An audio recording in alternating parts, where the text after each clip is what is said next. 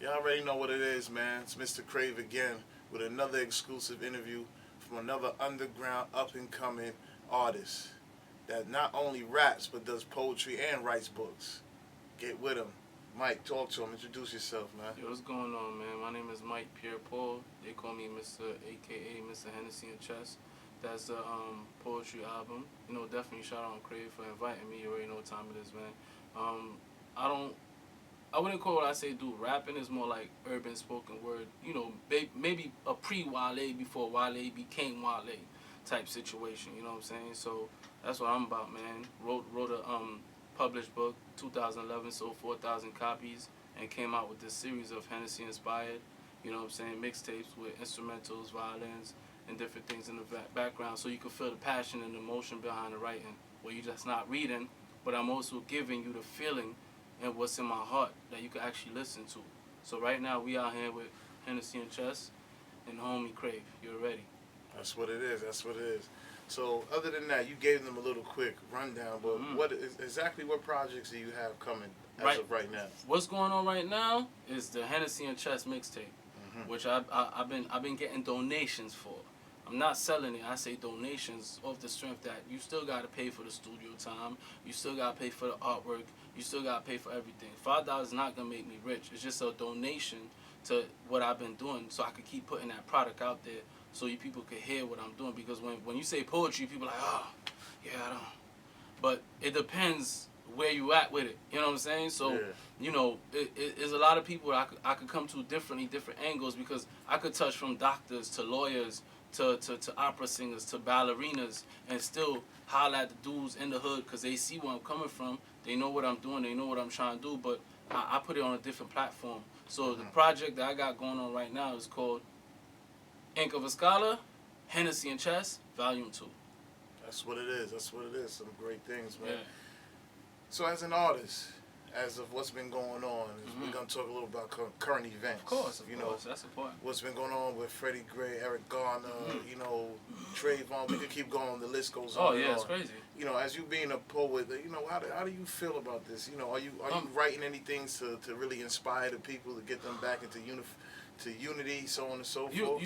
You want to know something funny? It's funny you ask that question because, you know, I follow you on the gram, and you've been putting a lot of positive insight, and you're very influential in our community, on the streets and outside of that, which is a dope thing, because that's what a lot of people in the streets need to be able to relate to, a figure who was in the streets doing what he's doing. Yeah. You know what I'm saying? So, in my book that I published in 2011, from pages 75 to 77, I speak on, it's called Politics as Usual. That's the segment of the book. I speak on people like Tookie Williams, who was you know, put to death by the governor at the time in California, Arnold Schwarzenegger. I speak about that because the reason I bring that up to answer your question is because what's going on right now, it shows you, because when you look on the streets, after the cops are gangs, plain and simple, whether you want to accept it or not.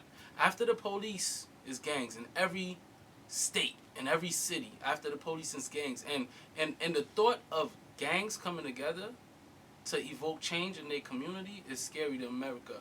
So that's all I could speak on that, because I wasn't there when a lot of things happened to certain people. Yeah. You know what I'm saying? So I can't have like an intellectual conversation about that because I wasn't there.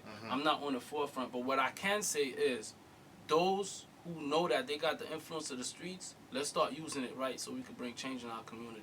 That's a definite. That's a definite. I respect it. Definitely. Man. So, what really got you into the whole poetry thing? You know, what type of mind state do you have to be in as a poet to write your poetry? Things of that nature. Talk to us. What happened was in 98, 99, before I graduated junior high school. I went to Shellbank over there by Sheepshead Bay. Before I graduated junior high school, I just started writing because at that point in my life, I was going through a lot of pain because, you know, my mother was already killed. My mother left New York and went to Haiti, and she just never came back. You know what I'm saying? Due to other reasons that it'll take so much to get into. But that's how I channeled my anger. I was writing. I kept a diary.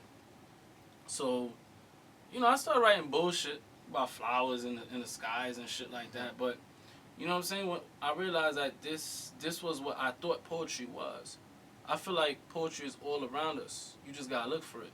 You know what I'm saying? So, you know, as I embarked on writing, I just gave people, you know, I got better with words, better and better and better, and I gave people a synopsis of what's going on in my environment, shit that people could relate to. I don't want to tell you about no Shakespeare bullshit or no. People be like, yo, I remember one guy asked me, he said, what do you write to? I said, I write on paper. But in the music world, people who study music, theoretically, when you ask them what do they write to, the musical response is, oh yeah, I write to my guitar, or I write to my piano, meaning like, what instrument do you play to cause the writing? I tell people nowadays that I'm more confident in what I'm doing. I write to the beat of my heart. You know what I'm saying? I'm writing life to the beat of my heart every day. So I am a musician. I don't have to play an instrument to be able to, you know what I'm saying, to tell you I'm a musician. I do it the way I want to do it. You know what I'm saying? So, you know, what inspired that is a fact. I tell everybody, my mother didn't die in vain. I wasn't gonna let that make me a cripple. You know what I'm saying? I wasn't gonna let break you down. Yeah, I wasn't gonna let, you know, although to this day I still got unanswered questions, because I remember this is the lady that birthed me. I never been to a funeral. I don't know where she's buried. All I know is she went back home to Haiti and just never came back. That's all I could speak on it. And I'm still left with questions, and I still gotta deal with that. You know what I'm saying? So I tell people all the time, like, whatever you going through, there's always somebody going through it worse. You know what I'm saying? But God never gives us no more than we can handle.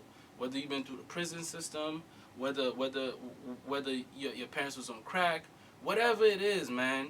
Like, the minute you start letting that become your excuse for every bullshit that you decide to do, that's when you start losing in life. True indeed. True indeed. Word.